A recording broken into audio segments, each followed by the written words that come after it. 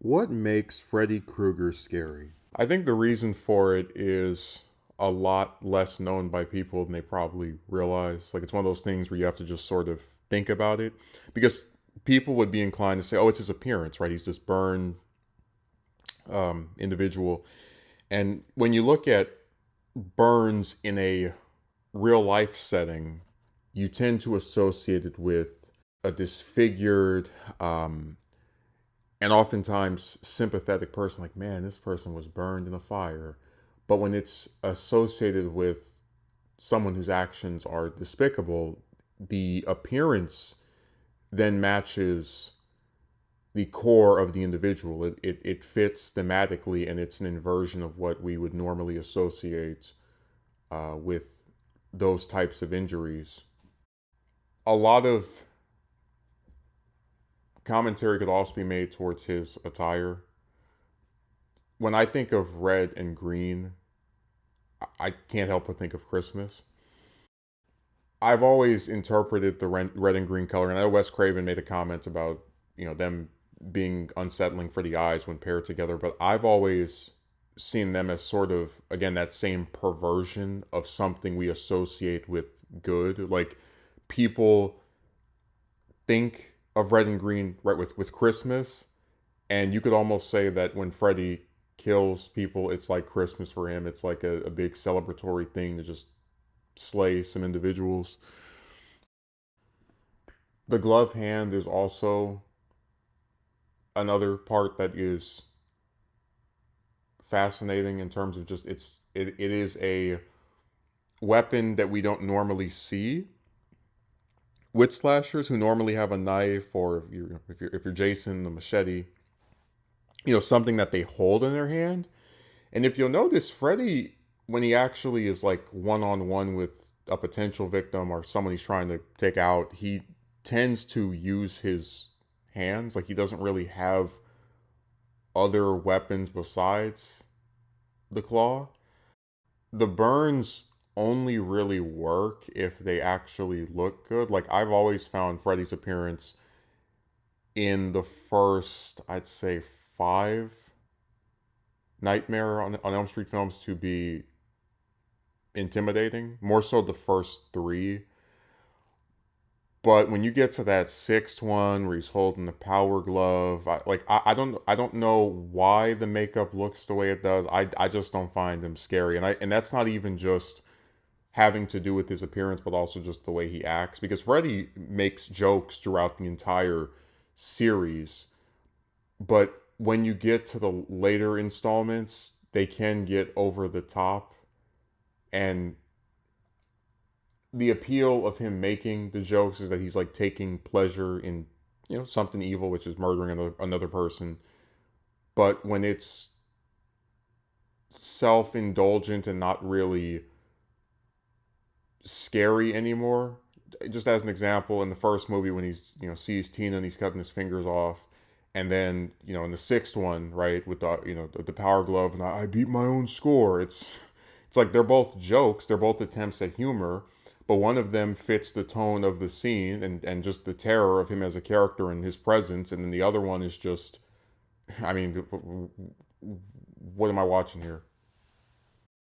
Now, no analysis of Freddy being intimidating would be complete without discussing his powers. And I'm telling you, people don't understand this stuff until you really break it down. So, the ability to enter dreams on a level of just, I guess, subconscious desires is very unsettling, because when we typically think of slasher villains, they're chasing us while we're awake, or maybe you're like you're caught off guard by something and you get hit. When you are sleeping, you are at your most vulnerable, and this isn't something you can run away from. You're always going to need sleep. So to have a villain who can enter your dreams and manipulate them to his liking, it is an extremely unique ability. And I should also say that when you watch a lot of the films, especially the earlier ones, what tends to happen for me, this is kind of one of the issues I have with part two, even though I really like part two, think it's underrated. But one of the issues I have with the movie is the breaking of the rules where he's just out of the dream and just in front of everybody. Which again, I still want to say the other aspects of the character being scary are kept up. It's just that part is not in line with what I typically associate with the character. But one of the things you'll notice is that if you watch the films, they don't you it's like a subconscious thing where you'll see a victim like isolated from the others, um, and then they'll have their encounter with him, and it's only when you see him that you realize that they've fallen asleep. Like it's almost as though you have, again, as a viewer, like slipped into sleep with them. Like, oh, I was, yeah, here's this person just watching TV, and then, oh my God, Freddy's head is on top of the television. Oh, they fell asleep. So that's what I like about it. And also, if you think about like slashers, again, just comparing him to, because one of the things that makes a lot of characters unique is when there's something about, like, and, no character is going to just be something that is entirely different from everything else, but Freddy's powers really separate him from other slashers. I mean, even if I were to say that Chucky, for example, is similar to Freddy in the sense of, both being willing to go after kids and being recurringly played by one actor because they have such a unique appearance and voice and personality. I still would say that Freddy, again, is like still very unique in that he has the powers that he has. Like going through all the different slasher villains, he is the only one that, yeah, they won't chase you down the street or sneak up on you, while you're sitting at a table or in a house or outside. But when you close your eyes and thinking you're gonna have some good rest or nap, he might appear. And, dreams are so emblematic of what people like. Oftentimes you'll have a good dream, a bad dream, and we associate bad dreams with the term nightmare. And there is something truly scary about, like, when you are at your most vulnerable, you're knocked out, you're thinking, hey, I'm at least, I just relax, rest. And here is the perversion of that safety net I thought I had when I closed my eyes and could just get away from the evils of the day. It invades that place.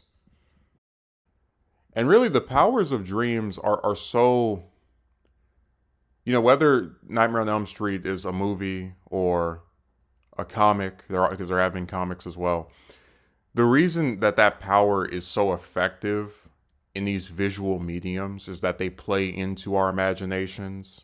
One of the things I've always liked about the Nightmare on Elm Street films are the practical effects.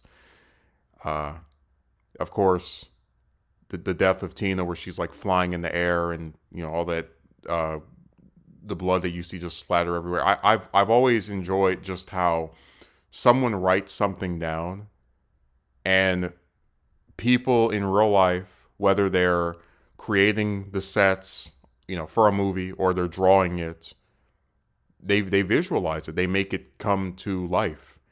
And it's one of the reasons why Wes Craven's New Nightmare is such a good film, because to have a character who invades our dreams, but who clearly was created from the dream of a director, or at least the vision of a director, some thought that he had.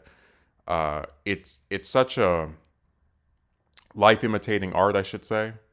And really, Freddy is probably my favorite slasher villain. Like I've always said I liked Halloween more than any of the other horror series, but that's mostly because I really like the protagonist more.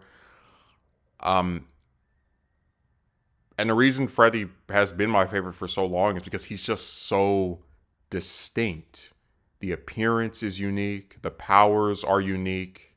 Even the traits that he has that are similar with other slashers, like being a serial killer, because of Robert Englund's performance and just the variety of what those abilities can do when they're in the hands of capable writers, they always tend to give off something that is worth watching or witnessing as a viewer. So yeah, that's why I think Freddy is scary. Not in every appearance. I'm looking at Nightmare on Elm Street 6 when I say that, but he's a very good character, and if we don't get any more Nightmare on Elm Street films, the one solace I will take is that at least we have multiple good ones that I can still go back and enjoy. And it's really a testament to how iconic of a character Freddy is that people still clamor for more, even if they can't necessarily get the version of him, Robert Englund, that made him so appealing. Well, thanks for watching.